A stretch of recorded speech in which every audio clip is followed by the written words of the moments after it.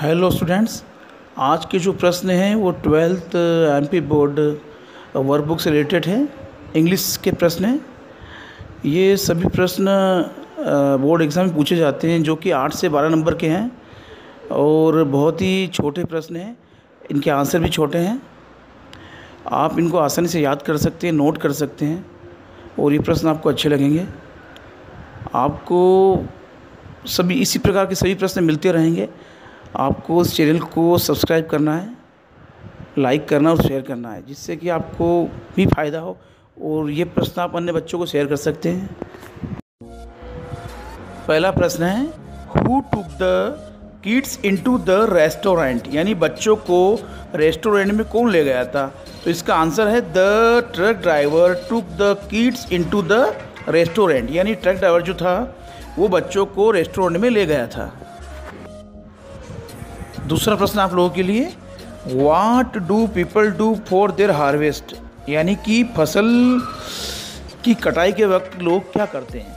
इसका आंसर है people work और डांस फॉर देयर हार्वेस्ट, लोग जो है फसल कटाई के वक्त काम करते हैं या नृत्य करते हैं।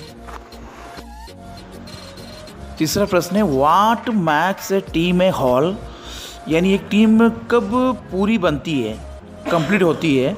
इसका आंसर है when A team works together with cooperation, जब एक टीम सहयोग के साथ इकट्ठा काम करती है। It makes the team a whole, तब एक टीम पूरी कंप्लीट बनती है। चौथा प्रश्न है, which is the world's highest waterfall and where is it, यानी विश्व का सबसे ऊंचा जलप्रपात, सबसे ऊंचा झरना कहाँ है और कौन सा है। इसका आंसर है Angel Falls is the highest waterfall in the world. It is situated in eastern Venezuela in South America, यानी कि एंजल फॉल्स जो कि विश्व का सबसे ऊंचा झरना है, यह दक्षिण अमेरिका के पूर्वी वेनेजुएला में स्थित है। पांचवा प्रश्न है, who will certainly reach to Lord Krishna, यानी कि भगवान श्री कृष्ण तक निश्चित रूप से कौन पहुंचेगा या उनके दर्शन करेगा। इसका आंसर है one who will give the precious teachings of Lord Krishna to his devotee will reach him, यानी वह व्यक्ति जो भगवान श्री कृष्ण के बहुमूल्य ज्ञान को उसके भक्त तक पहुंचाएगा, वह निश्चित रूप से भगवान श्री कृष्ण के दर्शन करेगा या उन तक पहुंचेगा। छठा प्रश्न है, what does the poet say about the past and future, कवि जो है पास्ट और फ्यूचर के बारे में क्या कहता है। आंसर है इसका द पोएट सेज दैट, कवि कहता है कि पास्ट इज डेड, यानी भूतकाल जो है वो मरे हुए के समान है, मृत है। सो इसलिए इट शुड बी बरीड, इसलिए इसे दफन कर देना चाहिए।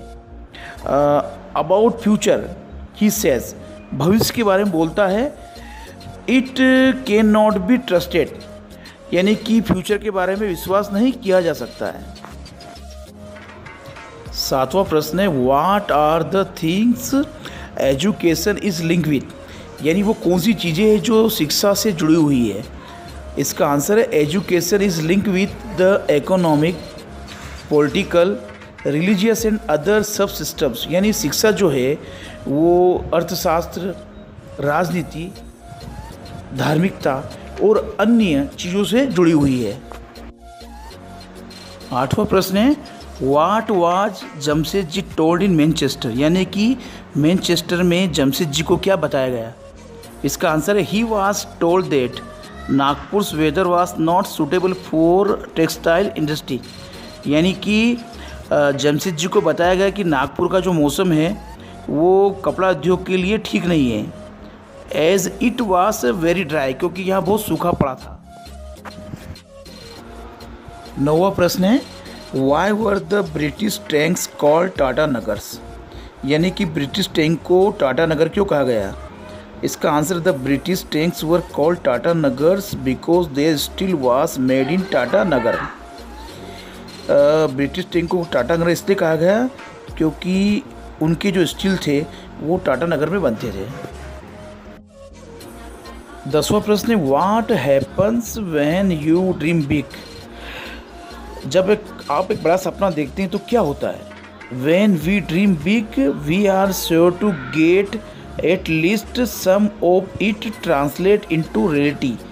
जब हम एक बड़ा सपना देखते हैं तो हमें विश्वास होता है कि कम से कम कोई हमारे इस सपने को पूरा करेगा।